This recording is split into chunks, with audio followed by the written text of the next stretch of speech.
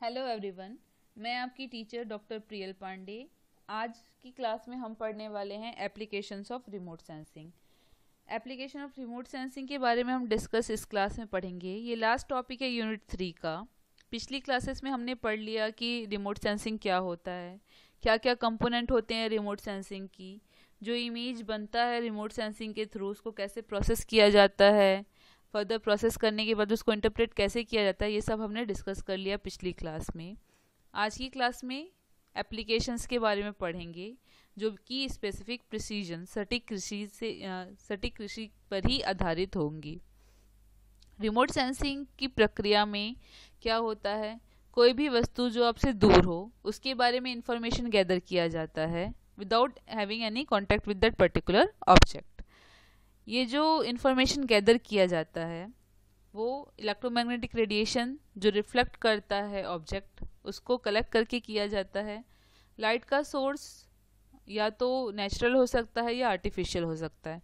Natural source हुआ तो उसको एक्टिव रिमोट सेंसिंग बोलेंगे, आर्टिफिशियल सोर्स हुआ तो उसको पैसिव रिमोट सेंसिंग सॉरी अगर नेचुरल सोर्स हुआ तो उसको एक्टिव रिमोट सेंसिंग बोलेंगे, पैसिव रिमोट सेंसिंग बोलेंगे, और आर्टिफिशियल सोर्स हुआ तो उसको एक्टिव रिमोट सेंसिंग बोलेंगे। सेंसर्स जो यूज़ होते हैं रिमोट सेंसिंग में वो दो टाइप के सेंसर होते हैं। पहला इमेजिंग सेंसर होता है, दूसरा नॉन इमेजिंग सेंसर होता है। इमेजिंग सेंसर में ये जो सेंसर्स होते हैं वो किसी भी पर्टिकुलर ऑब्जेक्ट का इमेज फ्रेम कर देते हैं। जो भी रेडिएशन रिफ्लेक्ट होता है हर एक पर्टिकुलर पार्ट से उस ऑब्जेक्ट का, उसको गैदर करके कलेक्ट करके एक इमेज फ्रेम कर देते हैं। जो नॉन इमेजिंग सेंसर्स होते हैं ये जिस अमाउंट में रेडिएशन जाता है उसकी क्वालिटी, क्वांटिटी, इंटेंसिटी इसको स्टडी करके एक इंटरप्रिटेशन बनाते हैं।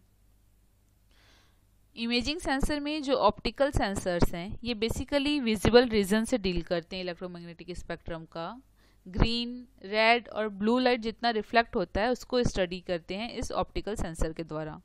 थर्मल इमेजिंग जो सेंसर है ये इंफ्रारेड रेडिएशन से डील करता है। इंफ्रारेड रेडिएशन से डील करता है। इन सेंसर्स का एक एडवांटेज होता है कि रात में भी इंफॉर्मेशन कलेक्ट कर सकते हैं।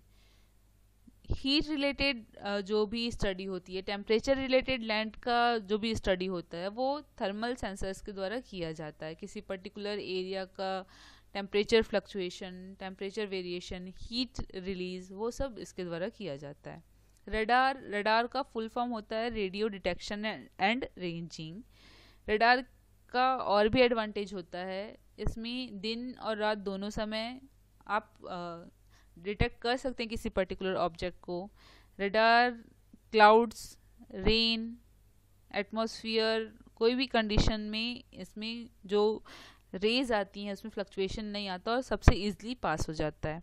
Ice, ocean, soil moisture, vegetation mass या फिर कोई भी मानव निर्मित वस्तु को स्टडी करने के लिए रडार का उपयोग किया जाता है।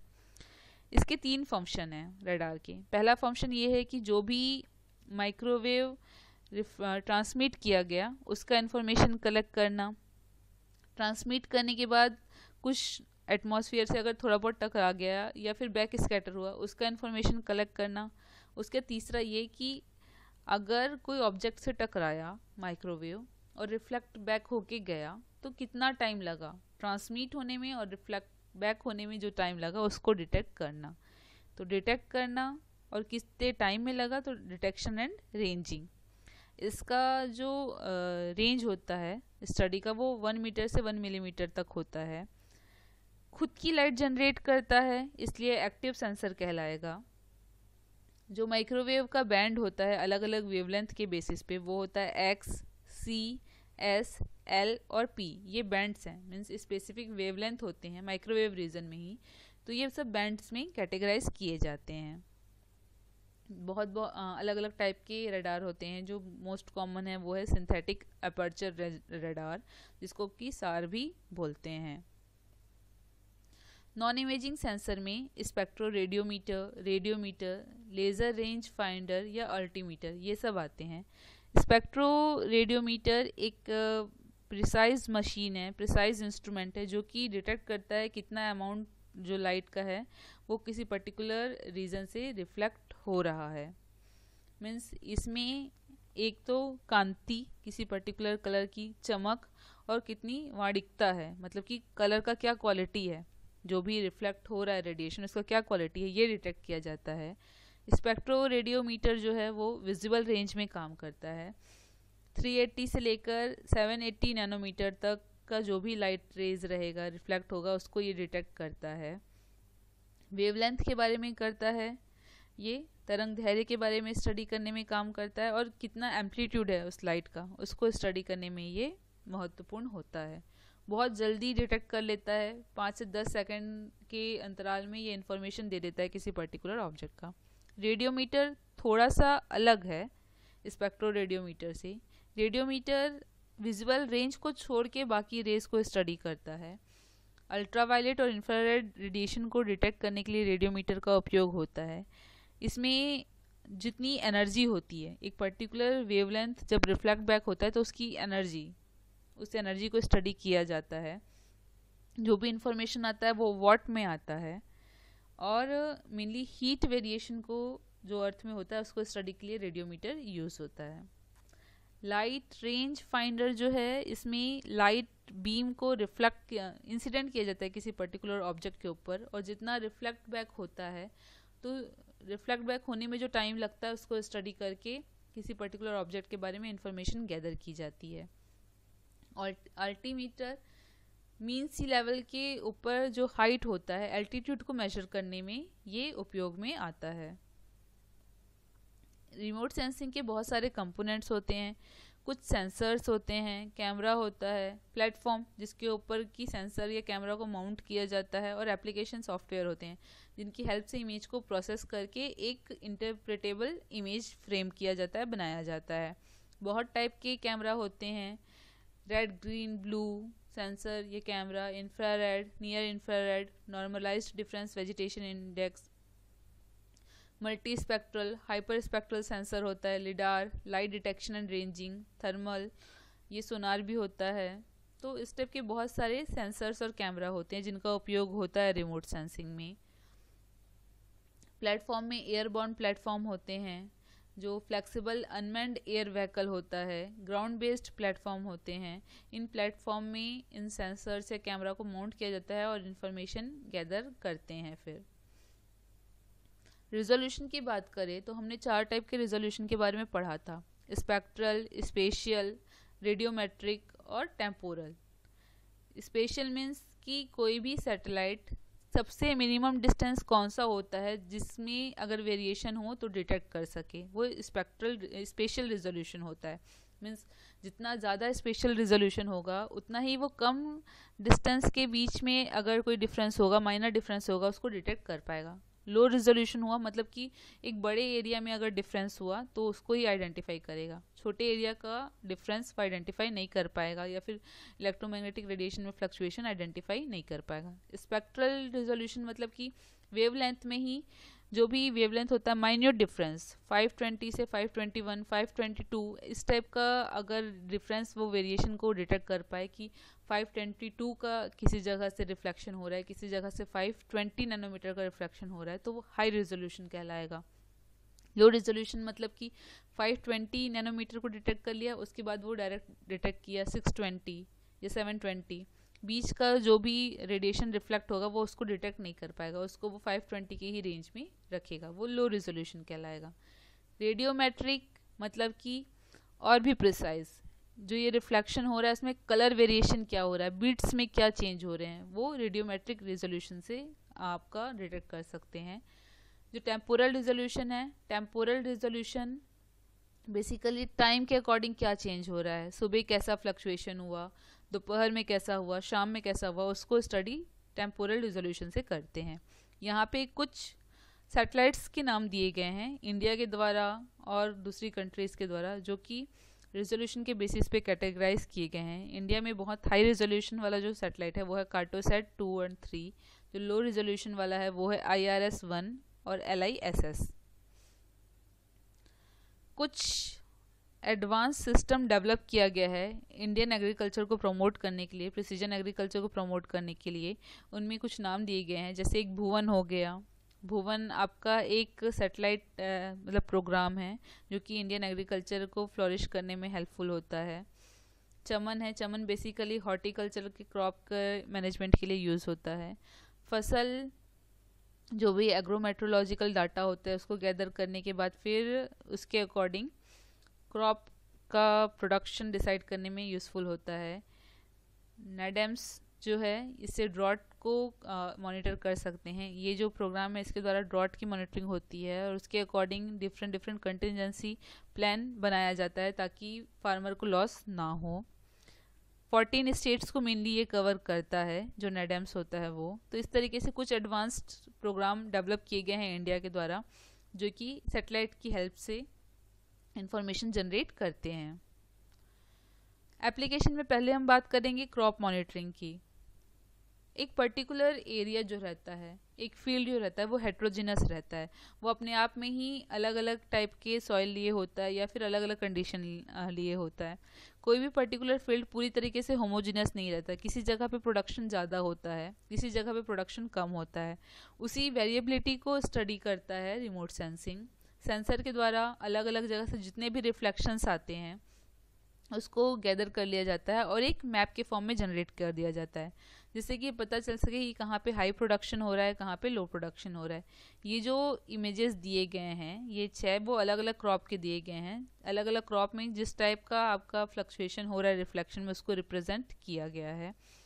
तो इससे प्रिडिक्ट कर सकते हैं कि किस टाइप का वहाँ पे वेजिटेशन है, कितना क्लोरोफिल कंटेंट है, कौन सी कंडीशन है क्रॉप की, हार्वेस्टिंग स्टेज है कि अभी इनिशियल वेजिटेटिव स्टेज है। ये सारा प्रिडिक्ट कर सकते हैं और एक मैप जनरेट कर सकते हैं। मेनली जो मॉनिटरिंग में काम आता है वो 2 टाइप का इंडाइस होता है। ये एक NDVI इंडाइस काम में आता है और GNDVI, green normalised difference vegetation index. ये 2 तरीके के इंडाइसेस काम आते हैं इसको स्टडी करने में।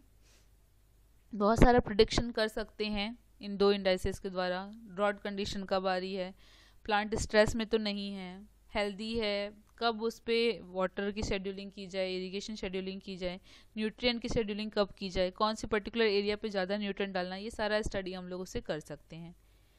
यहाँ पे आपका मेनली क्रॉप परफॉर्मेंस में रिमोट सेंसिंग का यूज़ हो रहा है।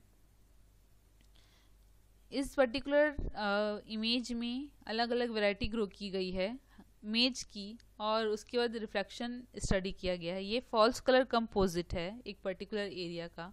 डार्क रेड कलर रिप्रेजेंट कर रहा है कि उस जगह पे हेल्दी वेजिटेशन है, वो क्रॉप अच्छा परफॉर्म कर रहा है। जो ग्रीन या ब्लूइश टिंज रिप्रेजेंट कर रहा है वो रिप्रेजेंट कर रहा है कि उस पर्टिकुलर जगह में परफॉर्म नहीं कर रहा है वो वैरायटी। तो इससे अकॉर्डिंग अलग अलग हाइब्रिड परफॉर्मेंस भी स्टडी कर सकते हैं एक पर्टिकुलर एरिया का, कि कौन सा जो क्रॉप है वो अच्छा परफॉर्म कर रहा है, कौन सा क्रॉप पुअर परफॉर्म कर रहा है। इवेपो ट्रांसपिरेशन स्टडी में भी रिमोट सेंसिंग का बहुत ज़्यादा उपयोग आता है। इवेपो ट्रांसपिरेशन 2 वर्ड से बना गया है, एक इवेपोरेशन, दूसरा ट्रांसपिरेशन। इवेपोरेशन ज़मीन से जो भी आपका वाष्प के रूप में पानी जाता है वो इवेपोरेशन। ट्रांसपिरेशन मतलब कि पानी का लॉस अगर प्लांट से हो गया वो ट्रांसपिरेशन। दोनों को मिला दिए तो वो इवेपो ट्रांसपिरेशन हो गया। इस पर्टिकुलर इमेज में नील रिवर के पास जो डेल्टा है वहाँ पे इवेपो ट्रांसपिरेशन की स्टडी की गई है। 2 टाइप का सेंसर इवेपो ट्रांसपिरेशन स्टडी करने में यूज़ होता है। मेनली बहुत सारे सेंसर यूज़ होते हैं पर 2 इंपॉर्टेंट है। एक मॉडिस, मॉडिस का फुल फॉर्म है आपका moderate resolution imaging spectro radiometer, और एक इको स्ट्रेस। मॉडिस जो है 8 दिन के अंतराल पे डाटा कलेक्ट करता है। इसका रेजोल्यूशन 500 मीटर है। 500 मीटर के आसपास अगर आपका वेरिएशन रहा तो ये इसको डिटेक्ट कर लेता है। इको स्ट्रेस जो सेंसर है ये एक स्पेस बॉर्न आपका सेंसर है, स्पेस बॉर्न थर्मल रेडियोमीटर है। इसका रिजोल्यूशन है 70 मीटर। 70 मीटर के डिफरेंस पे अगर आपका फ्लक्चुएशन हुआ, वाटर का मतलब इवेपोरेशन का फ्लक्चुएशन हुआ तो ये इसको स्टडी कर सकता है। इस पर्टिकुलर इमेज में नाइल रिवर में दिखाया गया है कि मॉर्निंग टाइम में कम ट्रांसपिरेशन लॉस हो रहा था जो कि लाइट ब्लू कलर से रिप्रेजेंट हो रहा है, और जैसे ही टाइम बढ़ा तो वो जो लाइट ब्लू कलर है वो डार्क ब्लू कलर में कन्वर्ट हो गया। मीन्स यहाँ पे दोपहर के टाइम ज़्यादा वाटर लॉस हो रहा है, ज़्यादा इवेपोरेटिव ट्रांसपिरेशन लॉस हो रहा है। ये एक बहुत फ्लक्चुएटिंग पैरामीटर है और डायरेक्टली इसको मेजर नहीं किया जा सकता। इसको मेजर किया जाता है कि अर्थ का टेम्परेचर कैसा है, एयर टेम्परेचर कैसा है, उस जगह पे सोलर रेडिएशन कैसा है, ह्यूमिडिटी कैसी है उस पर्टिकुलर एरिया की, एल्बिडो पैटर्न कैसा है, कितना लाइट आपने मतलब कितना लाइट इंसिडेंट हुआ, कितना रिफ्लेक्ट हुआ, वो एल्बिडो कहलाता है। जितना लाइट मतलब इंसिडेंट हुआ और जितना रिफ्लेक्ट हुआ वो एल्बिडो कहलाता है। सॉइल का कंडीशन कैसा है, उस जगह पे वेजिटेशन क्या क्या है, उन सब चीज़ों पे डिपेंड करता है इवेपोट्रांसपिरेशन किसी पर्टिकुलर एरिया का। सॉइल मॉइस्चर की स्टडी के लिए बेसिकली माइक्रोवेव रीजन की स्टडी की जाती है। इसमें जो सेंसर यूज़ होता है वो होता है soil moisture active passive sensor. इस इमेज में एक पर्टिकुलर रीजन का रूट से जो सॉइल मॉइस्चर है, रूट्स में जो सॉइल मॉइस्चर है उसको स्टडी किया गया है। ये जो SMAP सेंसर है इसका रिजोल्यूशन होता है 9 किलोमीटर। 9 किलोमीटर के डिफरेंस पे अगर कोई डिफरेंस है मॉइस्चर कंटेंट में तो उसको स्टडी कर सकते हैं इसमें। माइक्रोवेव रीजन में एल बैंड जो होता है माइक्रोवेव का उसमें ये स्टडी की गई है। एल बैंड की जो फ्रिक्वेंसी होती है वो 1.41 गीगाहर्ट्ज होती है और वॉल्यूमेट्रिक मॉइस्चर कंटेंट इसमें स्टडी किया जाता है। इस सेंसर के द्वारा वॉल्यूमेट्रिक मॉइस्चर कंटेंट स्टडी करते हैं। बहुत सारी चीज़ों पे सॉइल मॉइस्चर डिपेंड करता है। उस जगह पे रेनफॉल कितना हुआ, सॉइल टेक्सचर कैसा है, कौन सा वेजिटेशन है, टोपोग्राफी कैसी है उस पर्टिकुलर एरिया की, इन सब चीज़ों पे डिपेंड करता है सॉइल मॉइस्चर कंटेंट।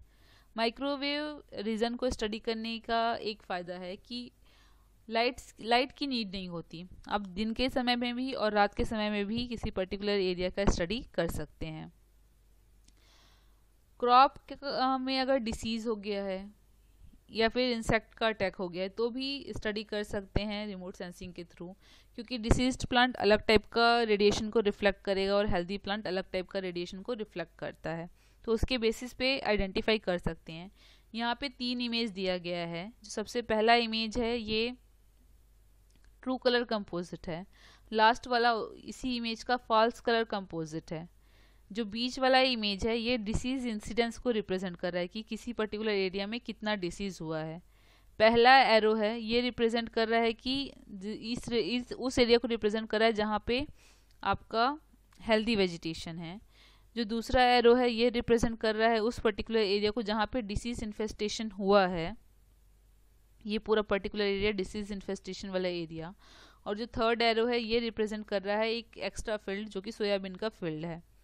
तो इस तरीके से कैटेगराइज करके हम इजीली आइडेंटिफाई कर सकते हैं कि कहाँ पे इंसिडेंस लेवल कैसा है। ब्लास्ट जो है राइस की फील्ड में वो कहाँ पे सीवियर है, कहाँ पे कम सीवियर है, उसके अकॉर्डिंग हम पेस्टिसाइड या फिर आपका इंसेक्टिसाइड अप्लाई कर सकते हैं, फंजीसाइड अप्लाई कर सकते हैं, जिससे कि प्रॉपर मैनेजमेंट हो सके। क्रॉप आइडेंटिफिकेशन, एक क्रॉप का आइडेंटिफिकेशन हो सकता है, डिफ्रेंशिएशन हो सकता है वीड्स अलग अलग जो खरपतवार होते हैं उनसे, एक ही क्रॉप की अलग अलग वेराइटीज से या फिर अलग अलग क्रॉप स्पीसीज से, क्योंकि हर क्रॉप का जो रिफ्लेक्शन पैटर्न होता है वो डिफरेंट होता है। इन जनरलाइज टर्म अगर हम लोग बात करें तो रेड और ब्लू कलर की लाइट को प्लांट एब्जॉर्ब करता है, उसको रिफ्लेक्ट नहीं करता। ग्रीन कलर की लाइट को रिफ्लेक्ट करता है और इंफ्रारेड लाइट को रिफ्लेक्ट करता है। उसमें भी जो हेल्दी वेजिटेशन रहता है वो इंफ्रारेड लाइट को सबसे ज़्यादा रिफ्लेक्ट करता है। ये एक पैटर्न है, स्पेक्ट्रल पैटर्न है, जिसमें कि आप वेरिएशन के बेसिस पे जज कर सकते हैं। अगर विजिबल रीजन है वहाँ पे लाइट का एब्जॉर्प्शन होगा, एब्जॉर्प्शन ज़्यादा हुआ मतलब कि क्लोरोफिल कंटेंट ज़्यादा है। अगर एब्जॉर्प्शन कम हुआ, रिफ्लेक्शन ज़्यादा हुआ, मतलब कि वो प्लांट स्ट्रेस कंडीशन में सफ़र कर रहा है। इंफ्रारेड रेडिएशन में हेल्दी वेजिटेशन में रिफ्लेक्शन ज़्यादा होता है। जो भी वेरिएशन होता है अलग अलग प्लांट के अकॉर्डिंग डिफरेंट होता है, इसके अकॉर्डिंग भी जज कर सकते हैं। वाटर का जो एब्जॉर्प्शन होता है वो शॉर्ट इंफ्रारेड रीजन में होता है, उसमें भी स्पेसिफिक जो रीजन होते हैं वहाँ पे होता है। तो इन सब के वेरिएशन को स्टडी करके आइडेंटिफाई किया जा सकता है कि कौन सा प्लांट हो सकता है, या अलग अलग प्लांट्स के बेसिस में डिफ्रेंशिएशन कर सकते हैं। यहाँ पे जो सडन राइज होता है इंफ्रारेड रेडिएशन में उसको बोलते हैं रेड एज। ये पर्टिकुलर रीजन क्या कहलाता है? रेड एज, जहाँ पे सडन राइज होता है इंफ्रारेड रेडिएशन का। NDVI इंडेक्स को ही कंसिडर करते हैं। NDVI इंडेक्स में मेनली जो नियर इंफ्रारेड रेडिएशन रहता है उसका रिफ्लेक्शन पैटर्न स्टडी करते हैं, और विजिबल रीजन जो रहता है उसमें रिफ्लेक्शन पैटर्न स्टडी करते हैं।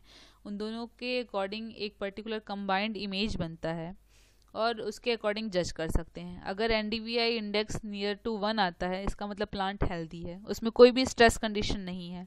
अगर वो 0.5 से नीचे आ गया, मतलब कि प्लांट में स्ट्रेस कंडीशन है, वो सफ़र कर रहा है किसी पर्टिकुलर स्ट्रेस से, ये रिप्रेजेंट करता है NDVI इंडेक्स। वाटर रिसोर्स की मैपिंग भी हो सकती है, डायरेक्टली नहीं हो सकती, इनडायरेक्टली हो सकती है, क्योंकि अलग अलग वाटर बॉडी अलग अलग टाइप का रिफ्लेक्शन करते हैं। अगर प्योर वाटर है तो उसका रिफ्लेक्शन अलग होगा, एक इम्प्योर वाटर है, सेडिमेंट्स ज़्यादा हैं उसमें, उसका रिफ्लेक्शन अलग होगा। ओशियन अलग करेगा, सी से अलग टाइप का रिफ्लेक्शन आएगा, पॉन्ड से अलग, लेक से अलग, रिवर से अलग टाइप का रिफ्लेक्शन आएगा। तो उन सारे पैटर्न्स को स्टडी करके ग्राउंड वाटर का भी स्टडी इसमें से कर सकते हैं। बहुत सारे सेंसर्स डेवलप कर लिए गए हैं जिनके थ्रू वाटर रिसोर्स की मैपिंग की जा सकती है। सॉइल में अलग अलग कॉन्स्टिट्यूएंट्स होते हैं, organic part, inorganic part. Inorganic में भी सिलिका आपका मेन प्रोमिनेंट है, iron oxide, aluminium oxide, water content कितना अमाउंट में प्रेजेंट है, एयर स्पेस, पोर स्पेस कितना प्रेजेंट है। उन सारे फ्लक्चुएशंस के अकॉर्डिंग किसी जगह का मैप इजीली बन सकता है और कैटेगराइज हो सकता है। इस पर्टिकुलर फिगर में आपकी अलग अलग टाइप की सॉइल रिप्रेजेंट की गई है जो कि रिफ्लेक्ट कर रही है अलग अलग। ये एक पैनक्रोमेटिक इमेज है, और ये जो आपका इमेज फ्रेम हुआ है, इस इमेज में बहुत सारा वेरिएशन है। कहीं पे सॉइल दिया गया है, कहीं पे अलग अलग टाइप का वेजिटेशन दिया गया है, कहीं पे ट्रीज को रिप्रेजेंट किया गया है, वाटर बॉडी को, बिल्डिंग्स को इस टाइप से रिप्रेजेंट किया गया है एक पर्टिकुलर इमेज में।